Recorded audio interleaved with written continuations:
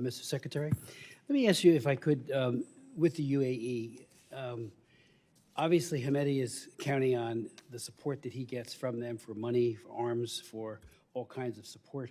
Why can't that be turned off overnight? I mean, it seems to me that we do have a relationship with UAE that's very real and robust.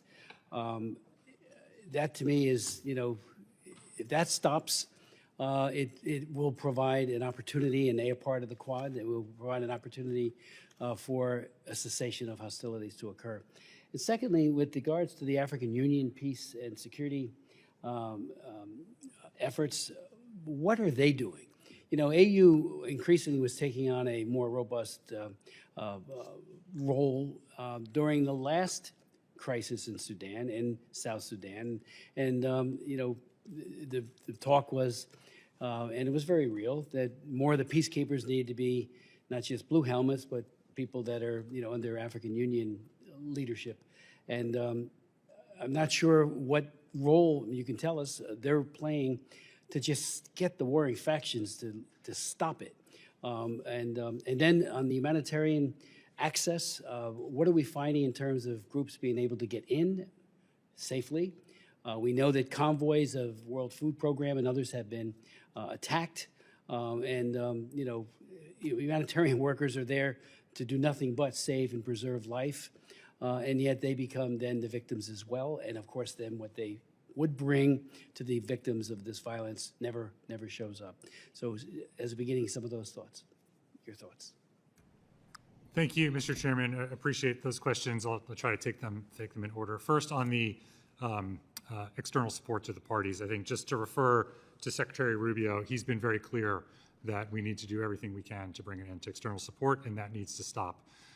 In our view, we've been making the case at the highest levels and working through the Quad and other mechanisms with any and all parties that have influence on the actors to bring an end to that support. And when we talk about external support, that's not just direct support to the parties, but also indirect support through other countries. So that is absolutely a major focus of the Quad, and I think I refer to the September Quad statement where it's very clear that the Quad and its members are committed to bringing an end to that.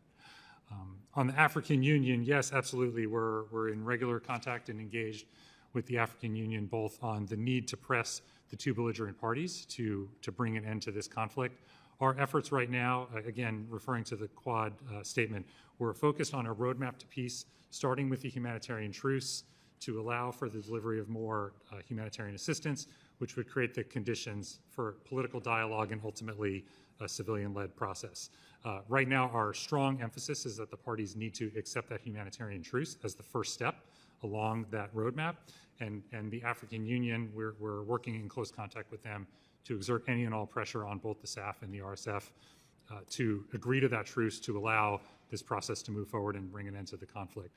We also are working very closely with the African Union and other partners about creating the conditions for civilian-led dialogue. There's a wide range of civilian groups that are committed to a future peaceful, prosperous Sudan, and the African Union has an outsized role to play in bringing coordination and cohesion to that efforts to help integrate a future civilian-led government into the broader African Union community. On your question on humanitarian assistance, absolutely agree with you. The conditions on the ground are extremely difficult and challenging, not just for civilians, but as you note, the humanitarian workers themselves.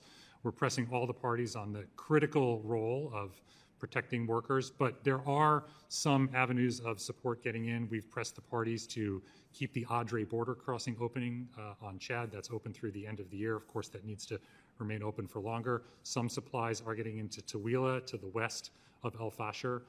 So some assistance is getting in, but there are many, many obstructions that we're pressing the parties to overcome so that assistance can get where it's needed. Now, has there been an analysis of what, say the humanitarian corridors were to open up tomorrow, as to how much would be needed, whether or not there's an availability of food and medicine and the like, to quickly be deployed to people who are in many cases, the point of death?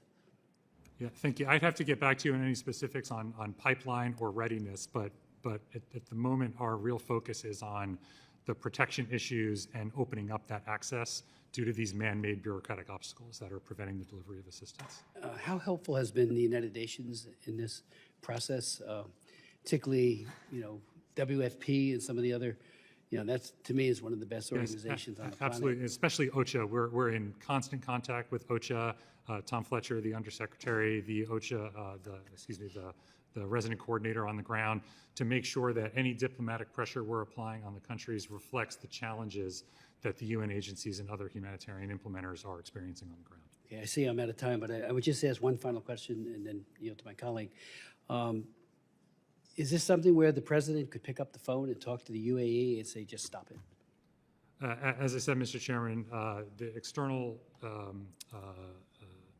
the role of all the partners in this effort is a major emphasis, and we're exerting all the pressure we can, including through the Quad and other mechanisms. Because I know we have very little influence on Iran and their support for the government, forces, but it's seems that we would have a disproportionate ability there to effectuate change. We're very, very focused on that, as the Secretary said. Thank you. Ms. Jacobs.